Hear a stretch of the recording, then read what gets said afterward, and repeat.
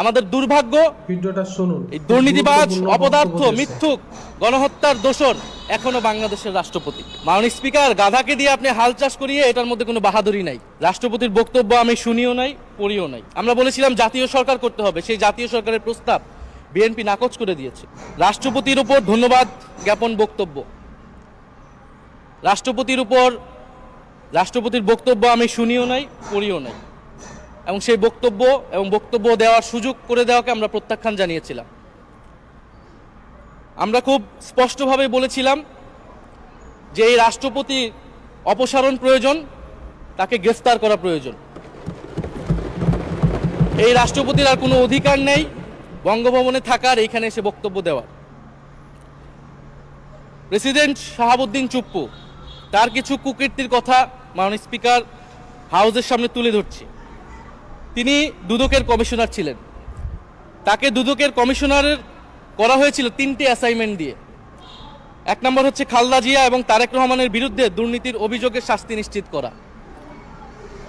2 নম্বর পদ্মা সেতুর দুর্নীতির অভিযোগ থেকে আওয়ামী লীগকে ক্লিন শিট দেওয়া। 3 নম্বর ফখরুদ্দিন মঈনুদ্দিন সরকারের সময় শেখ হাসিনা সহ আওয়ামী লীগ নেতাদের বিরুদ্ধে হওয়া দুর্নীতির মামলাগুলোকে বাতিল করে দেওয়া। এমন একজন ব্যক্তিকে বিএনপি সরকার রাষ্ট্রপতি হিসেবে এখনো মেনে নিচ্ছে মাননীয় স্পিকার। আরেকটি ঘটনা বলি, 2009 সালে শেখ হাসিনার ক্যাঙ্গারু আদালতের নির্দেশে এই শাহাবুদ্দিন চুপ্পুর নেতৃত্বে 3 সদস্যের judicial inquiry commission on minority torture in 2001 করেছিল শেখ হাসিনার ক্যাঙ্গারু কোর্ট। এই প্রতিবেদন অনুসারে বিএনপির 26,000 বিএনপির নেতাকর্মীকে 2001 সালে ক্ষমতায় এসে কয়েক হাজার হিন্দুকে তারা হত্যা করেছে, এজন্য দায়ী করা হয়েছিল মাননীয় স্পিকার। এবং আওয়ামী লীগ এই রিপোর্ট দেশে বিদেশে এই রিপোর্ট ফেরি করে তারা নিজেদের এখানে ক্ষমতায় থাকাটাকে পাকাপোক্ত করেছিল। মাননীয় স্পিকার, এই রাষ্ট্রপতি চুপ্পু এস আলমের হাতে ইসলামী ব্যাংকে তুলে দেওয়ার কারিগর, 2 কোটি আমানতকারীকে পথে বসিয়েছিল। এবং জুলাই গণহত্যার সময় তার ভূমিকা, ফ্যাসিবাদের সাথে তার সংশ্লিষ্টতা সবকিছু আমরা জানি। আমাদের দুর্ভাগ্য, এই দুর্নীতিবাজ, অপদার্থ, মিথ্যুক, গণহত্যার দোষর এখনো বাংলাদেশের রাষ্ট্রপতি। একটা আলোচনা কয়েকবার এসেছে যে রাষ্ট্রপতির অধীনে কেন শপথ নিয়েছি আমরা বলতে এখানে ব্যক্তিগতভাবে আমার কথাই বলেছে, কারণ আমি এখানে শপথ নিয়েছিলাম। তো মাননীয় স্পিকার, সেই সময়ের প্রেক্ষাপট আর এখনকার প্রেক্ষাপট কি এক? জুলাই গণ অভ্যুত্থানের পরে 5ই আগস্টের পরে আমাদের সামনে 2টা অপশন ছিল। আমরা বলেছিলাম জাতীয় সরকার করতে হবে, সেই জাতীয় সরকারের প্রস্তাব বিএনপি নাকচ করে দিয়েছে।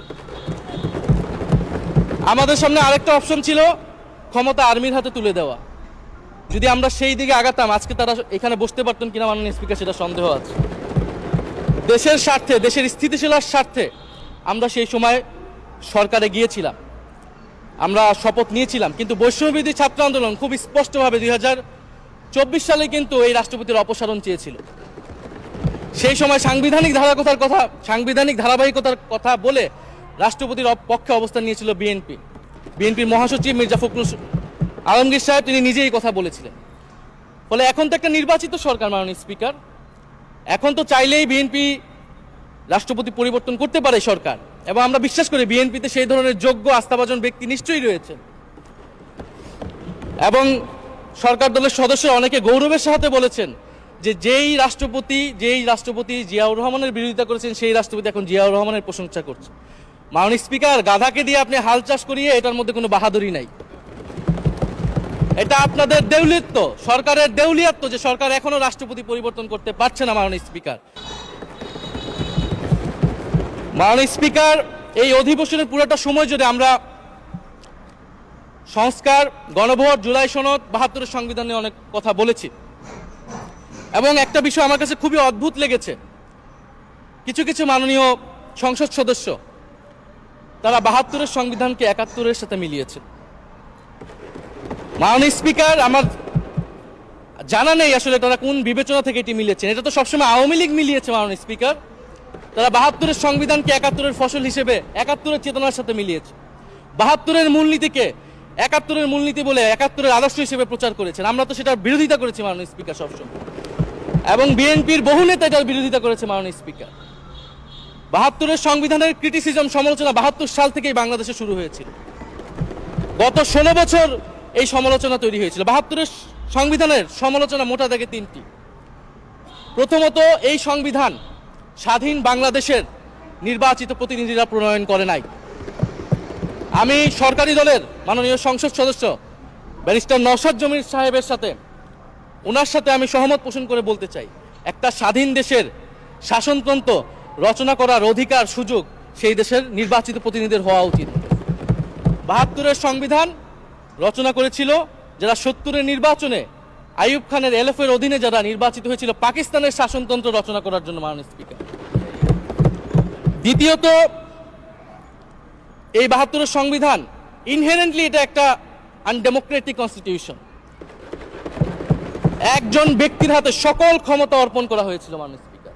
সেই সময় শেখ মুজিবকে সামনে রেখে এই সংবিধান তৈরি করা হয়েছিল। একজন ব্যক্তির হাতে সংসদের ক্ষমতা, নির্বাহী বিভাগের ক্ষমতা, এমনকি বিচার বিভাগের ক্ষমতাও নানা কায়দা করে তার হাতে তুলে দেওয়া হয়েছিল, মাননীয় স্পিকার। ফলে স্বৈরতন্ত্রের বীজ কিন্তু সেই ৭২-এর সংবিধান থেকে বাংলাদেশে শুরু হয়েছিল। এবং সবচেয়ে ইম্পর্টেন্ট, এই সংবিধান হচ্ছে মুজিববাদী আদর্শ দ্বারা রচিত হয়েছিল, মাননীয় স্পিকার। ৭১-এর আদর্শ কিন্তু চার নীতি ছিল না, মাননীয় স্পিকার। ৭১-এর আদর্শ ছিল সাম্য, মানবিক মর্যাদা, সামাজিক ন্যায় বিচার। ৭২-এর সংবিধান এসে বলা হলো জাতীয়তাবাদ, বাঙালি জাতীয়তাবাদ, ধর্মনিরপেক্ষত্ব, গণতন্ত্র এবং সমাজতন্ত্র, এবং এটার বিরুদ্ধে বিদ্রোহ করেছিলেন মেজর জিয়াউর রহমান। মাননীয় স্পিকার, আজকে বিএনপি তার ফান্ডামেন্টাল জায়গা থেকে সরে যাচ্ছে, মাননীয় স্পিকার। শুধু জামাত ইসলাম ৭২-এর বিরোধিতা করেছে বলে কি বিএনপি এখন আওয়ামী লীগের পজিশনে চলে গিয়েছে? আমাদের জানা নেই, মাননীয় স্পিকার। ৭২-এর সংবিধানের বিরোধিতা করেছেন বদরুদ্দিন উমর, ৭২-এর সংবিধানের বিরোধিতা করেছেন মাওলানা ভাসানী, ৭২-এর সংবিধানের বিরোধিতা করেছেন কমরেড মুজাফফর আহমেদ, ৭২-এর সংবিধানের বিরোধিতা শত শত মুক্তিযোদ্ধারা করেছেন, মাননীয় স্পিকার। ফলে এই ৭২-এর সংবিধানকে বাতিল করার একটা সুযোগ আমাদের এসেছিল ১৯৭৫ সালে সিপাহী জনতার বিপ্লবের মধ্য দিয়ে। জিয়াউর রহমানের এটা একটা ঐতিহাসিক ভুল বলবো, মাননীয় স্পিকার, তার প্রতি সম্মান রেখে, যে আমরা সেই সময় সেই অপরচুনিটি মিস করেছি। আমরা একটা গণপরিষদ দিয়ে নতুন সংবিধান করতে পারি নাই, এবং এই অপরচুনিটি আমরা এই ২৪ও মিস করেছি এবং এখনো করতে যাচ্ছি, মাননীয় স্পিকার। মাননীয় স্পিকার, ৫ই আগস্টের পরে যখন সংস্কারের আলোচনা আসলো, বৈষম্যবিরোধী ছাত্র আন্দোলন তারা তাদের পক্ষ থেকে আমরা বলেছিলাম আমরা নতুন সংবিধান চাই বা সংবিধান পুনর্লিখন চাই। বিএনপি বলেছিল তারা নির্বাচনের মাধ্যমে ক্ষমতায় যেতে চায়। ফলে ৫ই আগস্টের পর থেকে রাস্তা দুটি আলাদা হয়ে গেছিল, মাননীয় স্পিকার। তখন আমরা একটা মধ্যপন্থায় আসলাম যে আমরা সংস্কারে আসি। সেই জায়গা থেকে সংস্কার কমিশন ঐক্যমত, সেখানে আলোচনা হলো। এখন সাংবিধানিক সংস্কার পরিষদ করার কথা গণভোটে বলা হলো, এখন বিএনপি সেই জায়গা থেকে সরে গিয়েছে।